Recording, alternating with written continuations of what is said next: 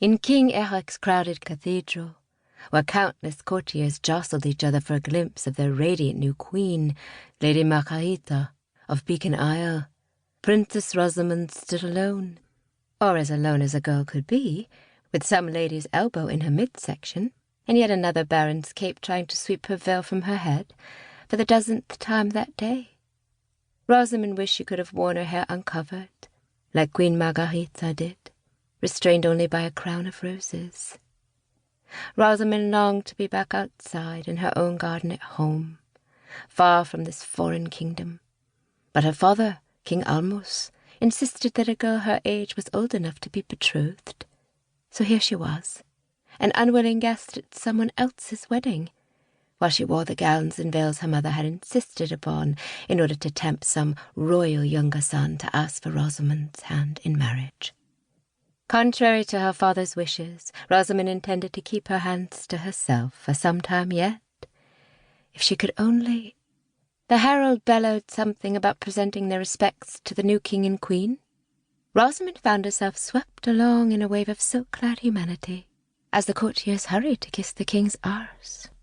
Well, officially his hand, but if he turned around and presented his backside, they wouldn't have hesitated. After what felt like forever, finally the herald announced, "Her Royal Highness, Crown Princess Rosamond, daughter and heir of King Almus." Rosamond didn't wait for him to finish listing her father's various titles. Instead, she strode forward and bobbed a curtsy to the king and queen, as 2 guardsmen brought forward her coronation gift for the couple, a pair of pink rose bushes that matched the shade of Rosamond's dress perfectly. Behind her, she heard the hiss of malicious whispers from men who'd bowed so low their hats fell off, and ladies who might as well have dropped to their knees when they'd curtsied. Rosamond lifted her head high, trying to ignore them. To her surprise, both King Eric and Queen Margarita rose to offer Rosamond similar courtesies. As the queen straightened, she held out her hand to Rosamond, asking the girl to sit beside her. Anything to get her out of the crush of bodies. Rosamond took the chair beside the queen happily. "Where did you manage to grow such a delicate shade of pink?" Queen Margarita asked her. "I had an extensive rose garden in the house where I grew up, but all our roses were white." She paused to nod in acknowledgement to some courtier and his family who prostrated themselves face down before the throne. Rosamond tried not to laugh. "I am gifted with plants," she replied with no small amount of pride. "When I was born, my fairy godmothers blessed me with 2 talents, that of healing and an affinity with plants. When my father heard of your wedding and coronation, he insisted that I bring you 2 of my finest roses as gifts. So here I am, and so are they." "But how do you make them that color pink?" Margarita asked. "I asked them to make flowers the color of my newest gown, so that I might wear them in my hair," Rosamond admitted. Her father's kingdom was not as rich as that of King Eric's, which was richer still with the addition of Margarita's dowry of Beacon Isle.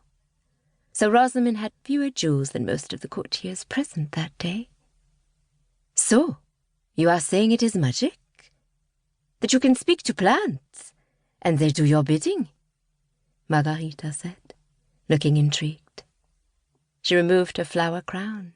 "Here, can you make this pink to match your gown, too?" Rosamond took the wreath in her hands. The roses were wilting in the hot hall. Poor things. She had never tried to change the color of cut roses, only those still attached to the bush. But she could not refuse the queen's request without at least attempting to fulfill it. Rosamond concentrated on the flowers, feeling the drying sap flow sluggishly through the stems as they valiantly tried to survive just a little longer. There was no plant to talk to in the dying circlet.